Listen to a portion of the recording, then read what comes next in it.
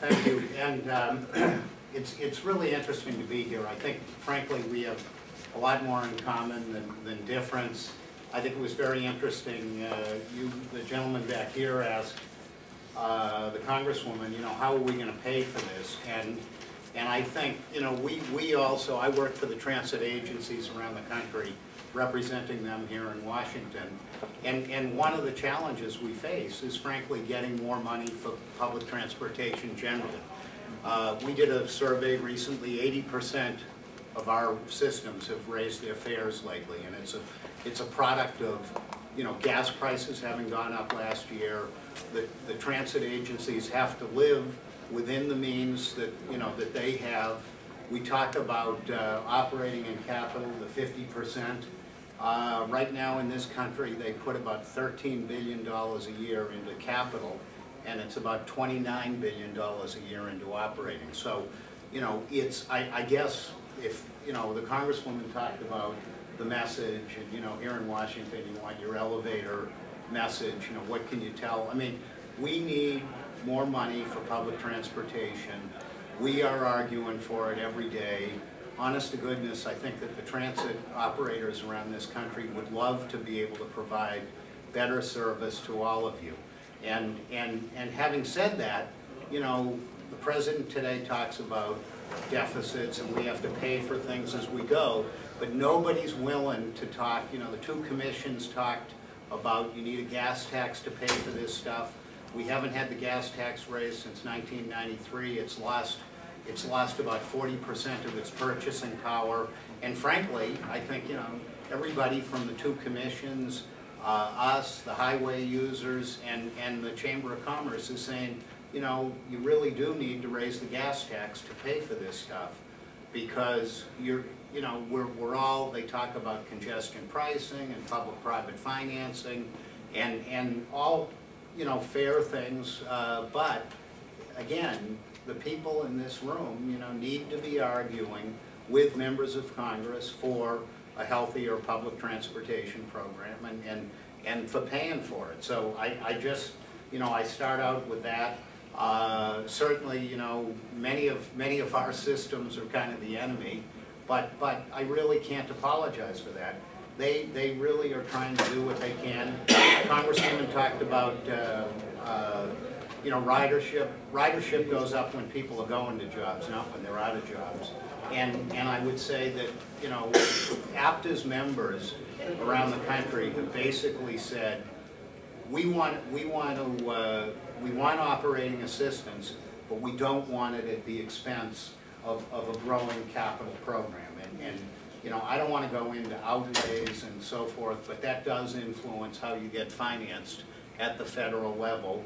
And furthermore, one of the members of Congress recently asked me, well, how can we address transit agency operating deficits? And I said, well, what's the deficit?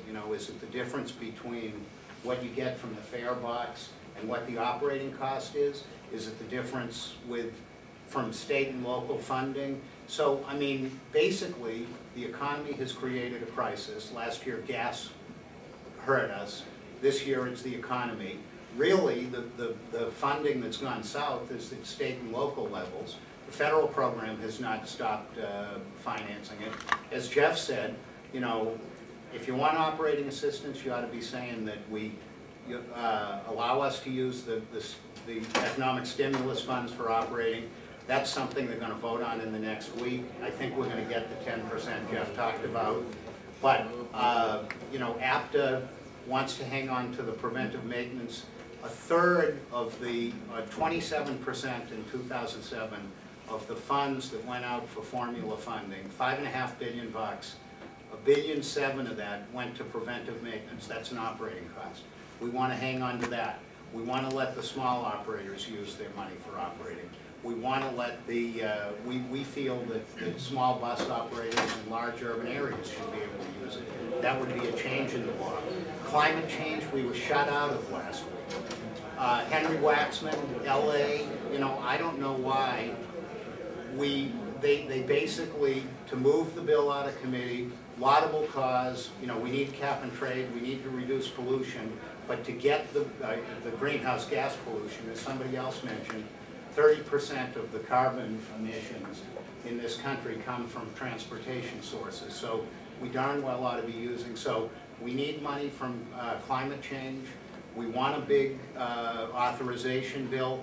We want to have it for, I mean, again, our guys don't want to trade overall growth of the program for operating assistance. But having said that, as I say, you know, Jeff talked about the fact we used to be able to use, there was an operating cap. It was $800 million. Right now, they're using $1.7 billion on preventive maintenance, which is an operating cost, but it's defined as a capital expenditure by the federal program. So again, I don't want to go over my time here, I probably already have, but it's terrific that you're all here. You know, I would say that the transit operators and the riders have a heck of a lot more in common than they have apart. And you know, you need to be, I think frankly, we need to be telling Congress that you need a bigger program and you do need to pay for it. And frankly, we advocate an increase in the gas tax because you're not going to pay for it any other way. The gas tax isn't the be-all and end-all.